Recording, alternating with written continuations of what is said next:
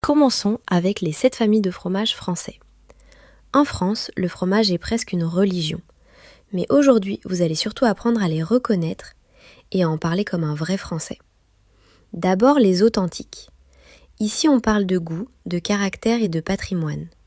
Brie, Münster, Cantal, Comté, Saint-Nectaire, Camembert, Roquefort.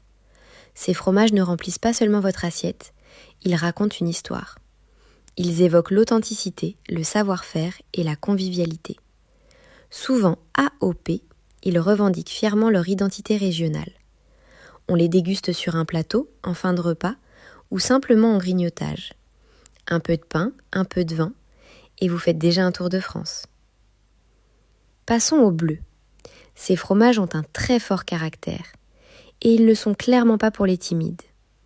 Roquefort, Bresse bleu, bleu d'Écosse, fourme d'Ambert. Hormis le Roquefort, il faut souvent être un vrai amateur pour les apprécier. Sur un plateau, c'est un classique. Mais en cuisine, ils brillent aussi, dans une sauce avec des pâtes ou émiettés dans une salade. Leur goût est puissant, piquant, parfois salé. Et leur odeur peut surprendre. C'est exactement ce qui fait leur charme. Maintenant, les fromages de chèvre et de brebis. Ici, on change complètement de registre. Légèreté et douceur.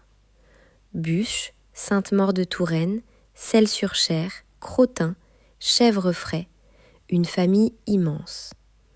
Certains sont cendrés, d'autres enveloppés dans des feuilles, parfois même aromatisés. Les formats sont souvent petits, pratiques à couper et à partager. Cette famille symbolise parfaitement le terroir français et ses traditions régionales. On les déguste en grignotage, à l'apéritif, dans des repas légers ou en cuisine créative. Leur douceur et leur légère acidité les rendent faciles à associer.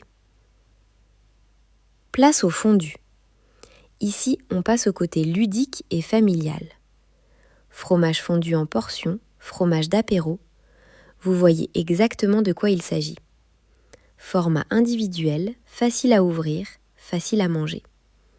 Ils plaisent aux enfants pour leur côté rigolo, mais les adultes aussi en profitent. On les mange en amuse-bouche, en apéritif, parfois directement en portions. Et en cuisine, ils apportent une vraie onctuosité. Dans une sauce, un gratin ou un sandwich chaud. Ce n'est peut-être pas le plus traditionnel, mais c'est l'un des plus accessibles. Continuons avec les frais et tartinables.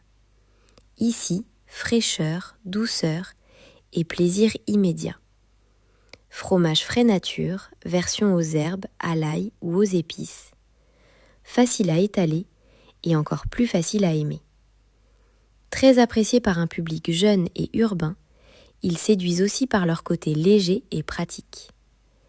Ils se tartinent partout, sur du pain, dans un sandwich, dans une salade, une sauce légère, un gratin ou une tarte. Résultat, un fromage moderne et ultra polyvalent. Terminons avec les quotidiens ou culinaires. Des fromages pratiques, simples, au goût neutre, souvent à pâte dure. Emmental râpé, raclette, mimolette, comté, ce sont ceux qu'on utilise sans même réfléchir. Plus industriels qu'artisanaux, ils font pourtant partie du quotidien. On les trouve dans presque tous les réfrigérateurs français. Ils fondent, gratinent, lient les sauces et sauvent bien des repas. Cuisine classique, plat chaud, recettes froides ou simple grignotage, ils vont partout. Pas spectaculaires, mais indispensables. Et enfin, les traditions du quotidien. Des fromages simples, classiques et profondément ancrés dans la vie française. Camembert, comté, fromages ovales, emmental en morceaux, reblochon, fromage basque de brebis. Des incontournables pour toute la famille. Abordables et faciles à trouver, ils vivent dans presque tous les réfrigérateurs. On les mange en plateau, dans un sandwich ou simplement avec du pain. Mais derrière cette simplicité se cache quelque chose de plus grand. Ce sont des symboles régionaux et une véritable signature de l'identité française. Et voilà, 7 familles, des dizaines de saveurs et une culture entière dans votre assiette. Maintenant, vous pouvez reconnaître les fromages et en parler comme un vrai Français.